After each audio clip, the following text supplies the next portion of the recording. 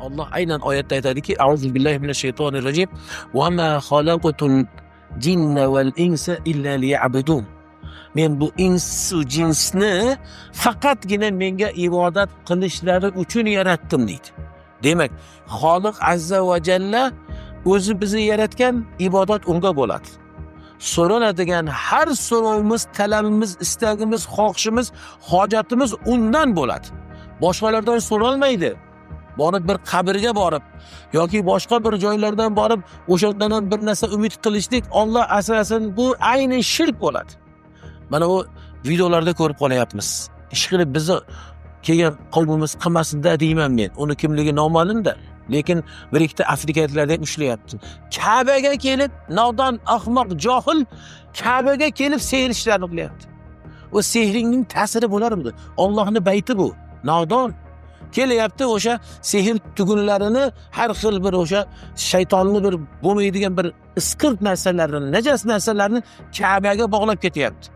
Ka'ba po'shti orqasiga yopishtirib ketyapti. Tozalayapti bu nimalar? Tozalayapti bu Ka'badagi mutasaddilar. Ka'baga kelib ham o'sha sehr ishini qilasanmi? O'sha kofir degani-da. Bu sehrni qiladigan inson kofir bo'ladi. Alloh asrasin, ana mahallada bu narsani biladigan bir forchi bor ekan, folbin bor ekan deya adashib qolmang.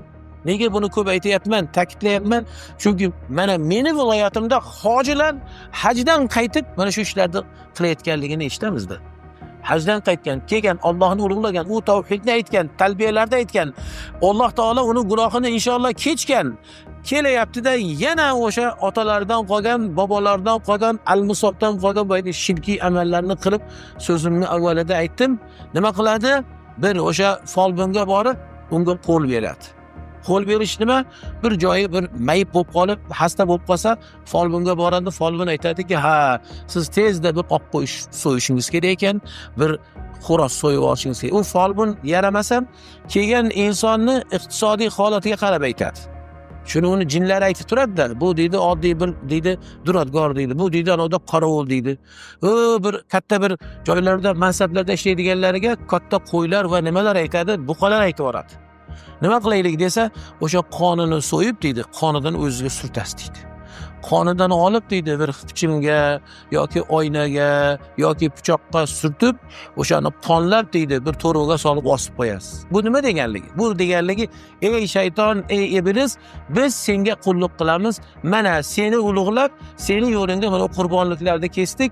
Uni dalili o'laroq mana seni yo'lingda so'yilgan qonlarni osib qo'yibmiz degani-da bu. Bizning viloyatlarda mana shunday. Afsus, vodiyga ham kirib kelganligini ko'p eshityapman. Alloh bo'lim vodiy ahli. Payg'ambar alayhissalatu vassalam aytadilar: "Man ata arrafan aw sahiran fasaddaqahu bima yaqul faqad kafara bima unzila ala Muhammadin alayhissalatu vassalam." Kim bir folbinga o'shanaqa baxshiga kelsa va uni aytgan so'zini tasdiqlaydigan bo'lsa, Payg'ambar alayhissalatu vassalam, Muhammad alayhissalatu vassalamga nozil bo'lgan, ya'ni Qur'onga kofir bo'ldi deydilar. Bo'ldi, unga keyin odam kofir bo'lib ketadi. Siz hoji bo'la turib, Allohning bu yerda tarbiyalarini aytib, uyini ziyorat qilib, Arafatda turib, Alloh siz bilan farishtalarga qarang faxrlangan edi. Sizni Alloh aytgan edi farishtalarga. Shu Arafatda turganingizda aytadi. Aytdikki, mana ularni ko'ringlar deydi. O'sha vaqtda, o'sha holatda bo'lgansiz. Yana yo'lingizga qaytib, Alloh gunohlaringizni afv qilib qo'ygandan keyin nega yana shirkiy amallar qilasiz? O'tgandan Toshkentlik bir otaxon kelibdi yo'limga.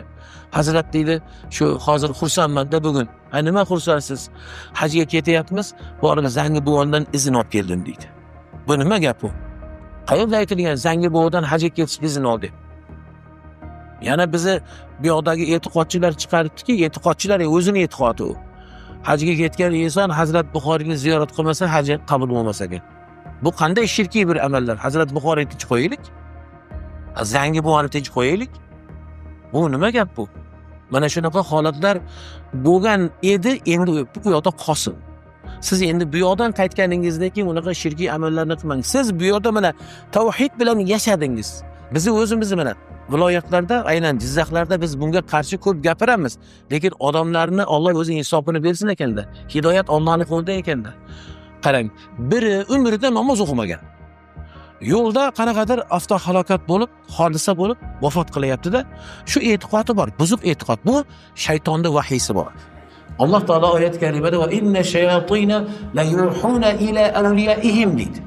Albatta shaytonlar ham o'zlarini oshnolariga, o'zlarining do'stlariga vahiy qiladilar, ya'ni ilhom beradilar. Nimada? Fasodda, o'shanaqa buzg'unlik bir amallarda, rasuvolikda. Ana u fikrni bergan shayton nima emish? Yo'lda vafot qilsa, o'shani joyiga ramziy qabr qilib qo'yar ekan. O'zi yo'q u yerda. Qabristonga borib ko'mgan, atrofini haligi o'rab qo'ygan. Latta-patta bir narsalarda olsa, haligi hozir mana siz farzandi bo'lmaganlarga, farzand kutganlarga duo so'rayapsiz. Ular duosini o'sha yoqqa borib so'raydi. Ana o'sha yerga borsang deydi. Nima qiladi? Ana bizni Jizzax shevalarida shahid emas, shahid deydi. Shahidga borib deydi, sig'insang deydi. Borib bir chiroq yo'q deydi. Bir o'sha zardo'shiylardan qolgan bir shamlarni yoqadi. U paxtalardan qilib, paxtadan emayib. Yog'larga botirib, o'shani yoqib, o'sha yerda olov bilan boyagi qabrga sig'inadi. Ulardan bugun to'xtaylik. Bu alhamdulillah sizlarda yo'q. Ammo bilganingizda ogohlantirishlik bugun endi vazifangiz bo'ldi. Payg'ambar alayhissalatu vasallam nima dedilar? Man ra'a minkum munkaran falyughayyirhu bi yadihi dedilar. Fa in lam yastati' fa bi lisanihi fa in lam yastati' fa bi qalbihi va zalika ad'aful iman. Aw kama qala alayhissalatu vasallam. Sizlardan qaysi biringiz munkarni, o'sha Alloh taoloning dinida yo'q amallarni ko'rsa, qo'li bilan qaytarsin dedilar. Agar qo'li bilan qaytarishga imkoni bo'lmasa, kuchi yetmasa, unda tili bilan, "Ey birodar, aytsa, mana tilni Alloh nega bergan?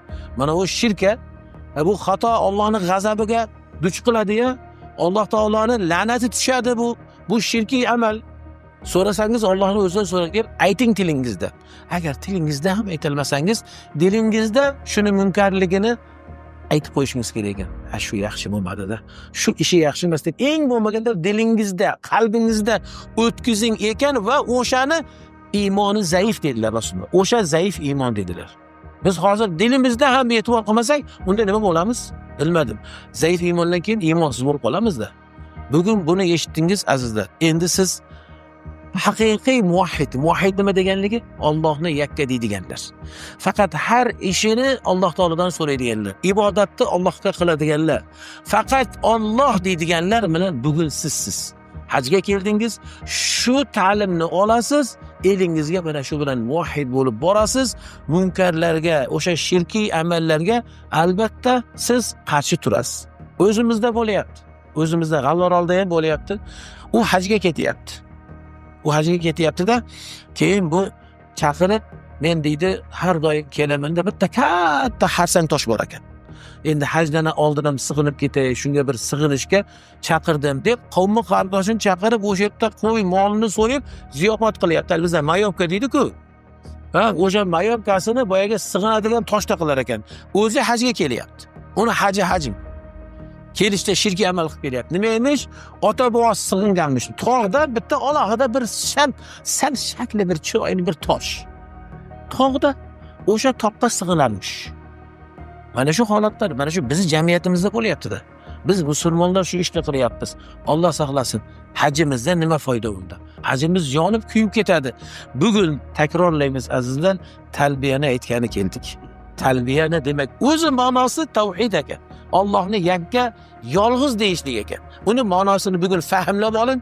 Aytganingizda tilingizdan emas, dilingizdan chiqsin u. Va sizning butun vujudingiz endi tavhid desin. Butun vujudingiz Allohni yakkasan, yolg'izsan, har narsan sendandir deya bil. Hatto ikki qarang, birimiz mamot bo'lganda nima deymiz? Biri o'tdi, tarjiya qilamiz, nima deymiz? Inna lillahi va inna ilayhi rojiun. Biz Alloh taolodan keldik va Alloh taologa qaytamiz. Hech kim emasmiz. Biz hech kim emasmiz. Faqat Robbimiz deb tavhidda mana shunaqa e'tiqodda bo'lishimiz kerak.